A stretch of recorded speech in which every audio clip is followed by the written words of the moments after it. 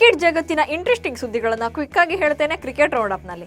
ನಾನು ಶಾಂತ. ನೀವು ಸುದ್ದಿಯಾನದ ಸಬ್ಸ್ಕ್ರೈಬರ್ ಆಗೋದಕ್ಕೆ ಮರಿಬೇಡಿ. ಭಾರತ ಹಾಗೆ ಆಸ್ಟ್ರೇಲಿಯಾ ನಡುವಿನ ಬಾರ್ಡರ್ ಗವಾಸ್ಕರ್ ಟೆಸ್ಟ್ ಸರಣಿಯ 2ನೇ ಪಂದ್ಯದಲ್ಲಿ ಟೀಂ ಇಂಡಿಯಾ 10 ವಿಕೆಟ್ಗಳ ಅಂತರದಿಂದ ಸೋಲನ್ನ ಕಂಡಿದೆ. ಈ ಸೋಲಿನ ಶಾಕ್ನಿಂದ ಹೊರಬರುವ ಮುನ್ನವೇ ಟೀಂ ಇಂಡಿಯಾಗೆ ಮತ್ತೊಂದು ದೊಡ್ಡ ಶಾಕ್ ಎದುರಾಗಿದೆ. ಹೌದು, ಟೀಂ ಇಂಡಿಯಾಕ್ಕೆ ವಿಶ್ವ ಟೆಸ್ಟ್ ಚಾಂಪಿಯನ್ಶಿಪ್ ಫೈನಲ್ ಹಾದಿ ಮತ್ತಷ್ಟು ಕಠಿಣವಾಗ್ತಾ ಇದೆ. WTC ಅಂಕಪಟ್ಟಿಯಲ್ಲಿ 3ನೇ ಸ್ಥಾನಕ್ಕೆ ಕುಸಿದಿದ್ದು ಮತ್ತೆ ಟಾಪ್ 2ಗೇರಲು ಉಳಿದ 3 ಪಂದ್ಯಗಳನ್ನು ಗೆಲ್ಲಲೇಬೇಕಿದೆ. ಬಾರ್ಡರ್ ಗವಾಸ್ಕರ್ 5 ಪಂದ್ಯಗಳ ಟೆಸ್ಟ್ ಸರಣಿಯ ಮೊದಲ ಮ್ಯಾಚ್ನಲ್ಲಿ ಭಾರತ ಗೆದ್ರೆ 2ನೇ ಟೆಸ್ಟ್ನಲ್ಲಿ ಆಸೀಸ್ ಸೇಡು ತೀರಿಸಿಕೊಂಡಿದೆ. ಇದೀಗ ಉಭಯ ತಂಡಗಳು 3ನೇ ಪಂದ್ಯಕ್ಕೆ ಸಜ್ಜಾಗ್ತಿದ್ದು ಈ ಪಂದ್ಯ ಡಿಸೆಂಬರ್ 14ರಿಂದ ಆರಂಭ ಆಗಲಿದೆ. ಬ್ರಿಸ್ಟೇನ್ನ ಗಾಬ್ಬಾ ಮೈದಾನದಲ್ಲಿ ಜರುಗಲಿರುವಂತಹ ಈ ಪಂದ್ಯ ಬೆಳಗಿನ ಜಾವ 5:50ಕ್ಕೆ ಆರಂಭವಾಗಲಿದೆ. ಈ ಪಂದ್ಯದಲ್ಲಿ ಗೆದ್ದ ತಂಡ ಸರಣಿಯಲ್ಲಿ ಮುನ್ನಡೆ ಸಾಧಿಸಲಿದೆ. ಭಾರತ ಮತ್ತು ಆಸ್ಟ್ರೇಲಿಯಾ ನಡುವಿನ ಸೆಕೆಂಡ್ ಟೆಸ್ಟ್ ಪಂದ್ಯದ ವೇಳೆ ಅನುಚಿತವಾಗಿ ವರ್ತಿಸಿದ ಕಾರಣಕ್ಕಾಗಿ ಟೀಂ ಇಂಡಿಯಾದ ವೇಗಿ ಮೊಹಮ್ಮದ್ ಸಿರಾಜ್ ವಿರುದ್ಧ ಐಸಿಸಿ ಕ್ರಮ ಕೈಗೊಳ್ಳುವ ಸಾಧ್ಯತೆ ಇದೆ. ಟ್ರಾವಿಸ್ ಹೆಡ್ ಅವರನ್ನ ಬೋಲ್ಡ್ ಮಾಡಿದ ಸಿರಾಜ್ ಪೆವಿಲಿಯನ್ಗೆ ದಾಟುವಂತೆ ಕೈಸನ್ನೆ ಮಾಡಿದ್ರು. ಈ ಘಟನೆಯನ್ನ ಐಸಿಸಿ ಗಂಭೀರವಾಗಿ ಪರಿಗಣಿಸಿದ್ದು, ಹೀಗಾಗಿ ಮೊಹಮ್ಮದ್ ಸಿರಾಜ್ ಹಾಗೆ ಟ್ರಾವಿಸ್ ಹೆಡ್ ಮ್ಯಾಚ್ ರೆಫರಿಯ ವಿಚಾರಣೆಗೆ ಒಳಪಡಲಿದ್ದಾರೆ. ಇದಾದ ಬಳಿಕ ಮ್ಯಾಚ್ ರೆಫರಿ ಐಸಿಸಿ ನೀತಿ ಸಂಹಿತೆಯ ಉಲ್ಲಂಘನೆಯ ಅಡಿಯಲ್ಲಿ ಶಿಕ್ಷೆಯನ್ನು ವಿಧಿಸಲಿದ್ದಾರೆ. ಮೊಹಮ್ಮದ್ ಸಿರಾಜ್ ಮತ್ತು ಟ್ರಾವಿಸ್ ಹೆಡ್ ನಡುವಿನ ಮಾತಿನ ಚಕಮಕಿ ನಂತರ ಹೆಡ್ ಹೇಳಿದ ಸುಳ್ಳೆ ಸಿರಾಜ್ಗೆ ಮುಳುವಾಗಲಿದೆ. ಸಿರಾಜ್ಗೆ ಉತ್ತಮವಾಗಿ ಬೌಲ್ ಮಾಡಿದೆ ಎಂದು ಹೇಳಿದೆ. ಆದರೆ ಸಿರಾಜ್ ಅದನ್ನು ತಪ್ಪಾಗಿ ಅರ್ಥೈಸಿಕೊಂಡು ಪೆವಿಲಿಯನ್ಗೆ ಹೋಗುವಂತೆ ಕೈಸನ್ನೆ ಮಾಡಿದ್ರು. ಇದರಿಂದ ನನಗೆ ಬೇಸರವಾಯಿತು ಅಂತ ಹೆಡ್ ಹೇಳಿದ್ದಾರೆ. ಈ ಮಾತಿಗೆ ಸಿರಾಜ್ ಸ್ಪಷ್ಟನೆ ನೀಡಿದ್ದು, ಹೆಡ್ ಸುಳ್ಳು ಹೇಳ್ತಾ ಇದ್ದಾರೆ, ಹೆಡ್ ಅವರೇ ನನ್ನನ್ನು ನಿಂದನೆ ಮಾಡಿದ್ದಾರೆ, ಆದ್ರಿಂದ ನಾನು ಇಂತಹ ಆಕ್ರಮಣಕಾರಿ ಶೈಲಿಯನ್ನು ಪ್ರತಿಕ್ರಿಯೆ ನೀಡಬೇಕಾಯಿತು ಅಂತ ಹೇಳಿದ್ದಾರೆ. ಪಿಂಕ್ ಬಾಲ್ ಟೆಸ್ಟ್ನಲ್ಲಿ ಟೀಂ ಇಂಡಿಯಾ ಸೋತ್ರೂ ಕೂಡ ವಿಕೆಟ್ ಕೀಪರ್ಗಳಿಬ್ಬರ ಫ್ರೆಂಡ್ಶಿಪ್ ಎಲ್ಲರ ಗಮನ ಸೆಳೆದಿದೆ. ರಿಷಬ್ ಪಂತ್ ಮತ್ತು ಅವರ ನೆಚ್ಚಿನ ವಿಕೆಟ್ ಕೀಪರ್ಗಳಲ್ಲಿ ಆಡಮ್ ಗಿಲ್ಕ್ರಿಸ್ಟ್ ಕೂಡ ಒಬ್ರು.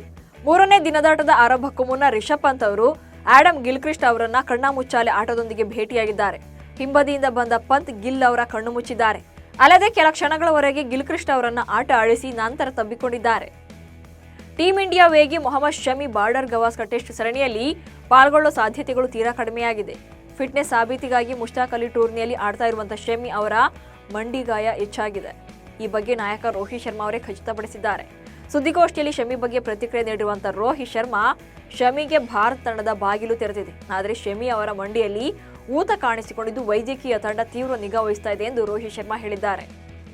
ಅಂಡರ್ 19 ಏಷ್ಯಾ ಕಪ್ ಕ್ರಿಕೆಟ್ ಟೂರ್ನಿಯ ಫೈನಲ್ನಲ್ಲಿ ಭಾರತ ತಂಡವು ಬಾಂಗ್ಲಾದೇಶ ವಿರುದ್ಧ 59 ರನ್ಗಳಿಂದ ಸೋಲನ್ನು ಕಂಡಿದೆ. ಬಾಂಗ್ಲಾದೇಶ ತಂಡವು ಸತತ 2ನೇ ಬಾರಿಗೆ ಟ್ರೋಫಿಯನ್ನು ಗೆದ್ದುಕೊಂಡಿದೆ. ಭಾರತ ತಂಡವು 198 ರನ್ಗಳ ಗುರಿಯನ್ನು ಬೆನ್ನಟ್ಟುವಲ್ಲಿ ವಿಫಲವಾಗಿತ್ತು. 139 ರನ್ಗಳಿಗೆ ಆಲ್ಔಟ್ ಆಗಿದೆ. ಈ ಮೂಲಕ ಅಂಡರ್ 19 ಏಷ್ಯಾ ಕಪ್ ಕ್ರಿಕೆಟ್ ಟೂರ್ನಿಯಲ್ಲಿ 9ನೇ ಬಾರಿ ಚಾಂಪಿಯನ್ ಎನಿಸಿಕೊಳ್ಳುವ ಭಾರತ ಕನಸು ಭಗ್ನಗೊಂಡಿದೆ. 147 ವರ್ಷಗಳ ಕ್ರಿಕೆಟ್ ಟೆಸ್ಟ್ ಇತಿಹಾಸದಲ್ಲಿ ಸೌತ್ ಆಫ್ರಿಕಾ ತಂಡದ ನಾಯಕ ಟೆಂಬಾ ಬವುಮಾ ಹೊಸ ದಾಖಲೆ ಬರೆದಿದ್ದಾರೆ. ಶ್ರೀಲಂಕಾ ವಿರುದ್ಧದ ದ್ವಿತೀಯ ಟೆಸ್ಟ್ ಪಂದ್ಯದ ಮೊದಲ ಇನ್ನಿಂಗ್ಸ್ನಲ್ಲಿ ಬೌಮಾ 78 ರನ್ ಬಾರಿಸಿದ್ರು. ಇನ್ನು ದ್ವಿತೀಯ ಇನ್ನಿಂಗ್ಸ್ನಲ್ಲಿ 66 ರನ್ ಗಳಿಸಿದ್ದಾರೆ. ಇದಕ್ಕೂ ಮುನ್ನ ಮೊದಲ ಟೆಸ್ಟ್ ಪಂದ್ಯದಲ್ಲಿ ಪ್ರಥಮ ಇನ್ನಿಂಗ್ಸ್ನಲ್ಲಿ 70 ರನ್ ಬಾರಿಸಿದ್ರು. ದ್ವಿತೀಯ ಇನ್ನಿಂಗ್ಸ್ನಲ್ಲಿ 113 ರನ್ಗಳನ್ನು ಗಳಿಸಿದ್ರು. ಈ ಮೂಲಕ 2 ಪಂದ್ಯಗಳ ಟೆಸ್ಟ್ ಸರಣಿಯ 4 ಇನ್ನಿಂಗ್ಸ್ಗಳಲ್ಲಿ ಅರ್ಧ ಶತಕಕ್ಕಿಂತ ಹೆಚ್ಚಿನ ರನ್ ಕಲೆ ಹಾಕಿದ ವಿಶ್ವದ ಮೊದಲ ನಾಯಕ ಎಂಬ ವಿಶ್ವ ದಾಖಲೆಯನ್ನ ಟೆಂಬಾ ಬೌಮಾ ತಮ್ಮದಾಗಿಸಿಕೊಂಡಿದ್ದಾರೆ. ಆರ್ಸಿಬಿ ತಂಡಕ್ಕೆ ಈ ಬಾರಿ ಆನೆ ಬಲ ಬಂದಿದ್ದಂತೂ ಸುಳ್ಳಲ್ಲ. ಅದರಲ್ಲೂ ಕೂಡ ನುವಾನ್ ತುಷಾರ ಎಂಟ್ರಿ ಆರ್ಸಿಬಿಗೆ ಹೊಸ ಜೋಶನ್ನು ತಂದುಕೊಟ್ಟಿದೆ. ನುವಾನ್ ತುಷಾರ ಆರ್ಸಿಬಿಯ one of the best pick. ಥೇಟ್ ಲಸಿತ್ ಮಲಿಂಗಾರಂತೆ ಬೌಲಿಂಗ್ ಶೈಲಿಯನ್ನು ಹೊಂದಿರೋ ತುಷಾರಾಗೆ ಕರಾರುವ ಯಾರ್ಕರ್ ಎಸೆದು ಬ್ಯಾಟ್ಸ್ಮನ್ಗಳನ್ನು ಕಕ್ಕಾಬಿಗ್ಗಿಯಾಗಿಸೋ ಕಲೆ ಇದೆ. ರಿಷಬ್ ಪಂತ್ಗೆ ಲಕ್ನೋ ಸೂಪರ್ ಜೈಂಟ್ಸ್ ಮಾಲೀಕರು ಶಾಕ್ ಕೊಟ್ಟಿದ್ದಾರೆ ಎನ್ನಲಾಗ್ತಿದೆ. ಮುಂದಿನ ಕ್ಯಾಪ್ಟನ್ ಯಾರು ಅನ್ನೋದರ ಕುರಿತು ತಂಡದ ಮಾಲೀಕ ಸಂಜೀವ್ ಗೋಯಂಕ ಮಾತನಾಡಿದ್ದಾರೆ. ಇವರ ಮಾತಿನ ಪ್ರಕಾರ ನೋಡೋದಾದ್ರೆ ಪಂತ್ ಈ ಸಲ ಕ್ಯಾಪ್ಟನ್ ಆಗೋದು ಡೌಟ್ ಎನ್ನಲಾಗ್ತಾ ಇದೆ. ಪಂತ್ ಒಬ್ಬ ಫೈಟರ್, ಹೀಗಾಗಿ ಮೆಗಾ ಹರಾಜಿನಲ್ಲಿ ಪಂತ್ಗೆ ಮಣೆ ಹಾಕಿದ್ದೇವೆ, ಉತ್ತಮ ತಂಡ ಕಟ್ಟಿದ್ದೇವೆ ಎಂದಷ್ಟೇ ಹೇಳಿ ಸುಮ್ಮನಾಗಿದ್ದಾರೆ.